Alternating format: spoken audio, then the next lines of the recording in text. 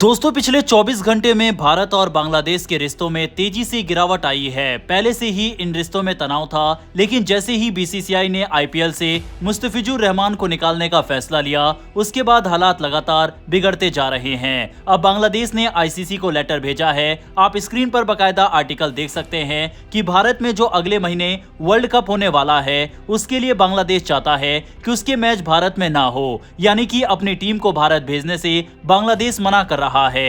इतना ही नहीं, आईपीएल जो कि पूरी दुनिया में ब्रॉडकास्ट होता है, अब बांग्लादेश इसका ब्रॉडकास्ट बांग्लादेश में होने से भी रोकना चाहता है। आप स्क्रीन पर इसका भी आर्टिकल देख सकते हैं। यही नहीं, एक तरफ जहां भारत के विदेश मंत्री बांग्लादेश के दौरे पर गए थे, तो वहीं दूसरी तरफ बांग्लादेश के एयर चीफ मार्शल इस समय पाकिस्तान के दौरे पर निकल चुके हैं। इन सभी खबरों से आप अंदाजा लगा सकते हैं कि भारत और बांग्लादेश के रिश्ते कहां जा रहे हैं। अब सवाल उठता है कि जो बीसीसीआई ने फैसला लिया, क्या ये सही था? तो देखा जाए तो भारत और बांग्लादेश के रिश्ते पिछले एक साल से खराब चल रहे हैं। ऐसे में बांग्लादेशी खिलाड़ी को खरीदा जाना ही नहीं चाहिए था, जैसा कि पिछले साल भी हुआ था। फिलहाल भारत की पॉलिसी देखें तो इस समय भारत के द्वारा बांग्लादेश के ऊपर कोई भी एक्शन नहीं लिया जा रहा, क्योंकि भारत एक महीने का वेट कर रहा है। फरवरी में वहां चुनाव होने हैं और चुनी हुई सरकार से भारत बात करना चाहता है, और अगर वह भी भारत के खिलाफ खड़ी होती है, तब जाकर भारत एक्शन बांग्लादेश पर लेगा।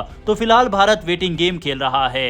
अब ऐसे में सवाल ये उठता है कि जब आईपीएल अप्रैल, मई, जून में होना है, यानी बांग्लादेश के चुनाव के बाद, तो भारत को बांग्लादेशी खिलाड़ी को रखना है या नहीं, ये फैसला उसी समय लिया जाना चाहिए था। वहीं अगर आप सोच रहे हैं कि बांग्लादेश में अल्पसंख्यकों को और खासकर हिंदुओं को टारगेट किया जा रहा है, ऐसे में ये एक्शन अभी ही लिया जाना चाहिए था, तो सवाल ये है कि भारत सरकार जो वाटर ट्रीटी को लेकर बांग्लादेश के साथ बातचीत कर रहा है, या फिर भारत से लगातार बांग्लादेश के अंदर बिजली जा रही है, उनके खिलाफ भारत सरकार ने एक्शन क्यों नहीं लिया? क्योंकि अगर भारत को बांग्लादेश को सबक सिखाना था, तो इन सेक्टर में भारत एक्शन लेता और उसके साथ बांग्लादेशी खिलाड़ी के खेलने को भी रोका जाता, तो ये फैसला काफी हद तक सही लगता। लेकिन क्योंकि सरकार एक महीने का वेट कर रही है चुनाव का, तो ऐसे में ये फैसला सवालों में तो आता है। हालांकि इस पर सबकी अपनी अपनी राय हो सकती है। हमारे हिसाब से ये एक्शन तब और अच्छा लगता अगर भारत बांग्लादेश के खिलाफ और भी बड़े एक्शन लेता, लेकिन सिर्फ क्रिकेट जगत से एक प्लेयर को भारत में खेलने से रोकने से वहां पर रह रहे हिंदुओं पर जो अत्याचार हो रहा है, उसका बदला ये नहीं हो सकता, और ना ही इस फैसले से उन लोगों को न्याय मिलेगा। दूसरी तरफ अपने ही देश में होने वाले वर्ल्ड कप से पहले हमने एक बड़े विवाद को जरूर जन्म दे दिया है। अब सोचकर देखिए, पाकिस्तान भारत आएगी नहीं, बांग्लादेश ने भी आने से मना कर दिया, और उसके भी मैच श्रीलंका में होंगे, तो इससे भारत की छवि को ही नुकसान पहुंचेगा। इसीलिए हम चाहेंगे कि अगर भारत को बांग्लादेश को चुनाव से पहले भी सबक सिखाना है, तो कुछ बड़े स्टेप बांग्लादेश के खिलाफ लेने चाहिए। आपकी इस पूरे मैटर पर क्या राय है,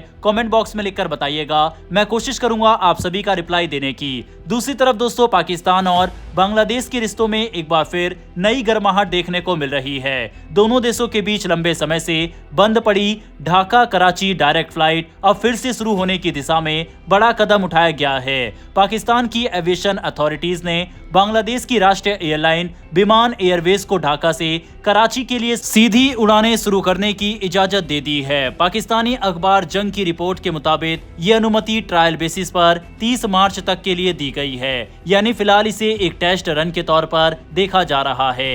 रिपोर्ट्स में सिविल एविएशन अथॉरिटी के सूत्रों के हवाले से बताया गया है कि फ्लाइट स्केड्यूल और ऑपरेशनल डिटेल को अगले हफ्ते तक फाइनल कर लिया जाएगा। विमान एयरवेज इन उड़ानों का संचालन पाकिस्तान सिविल एविएशन नियमों के तहत करेगा। गौर करने वाली बात यह है, पाकिस्तान और बांग्लादेश के बीच सीधी फ्लाइट्स को लेकर बातचीत पिछले साल से चल रही थी। अगस्त 2024 में बांग्लादेश की पूर्व प्रधानमंत्री शेख हसीना के सत्ता से हटने और देश में हुए नागरिक आंदोलन के बाद दोनों देशों के रिश्तों में सुधार देखने को मिला।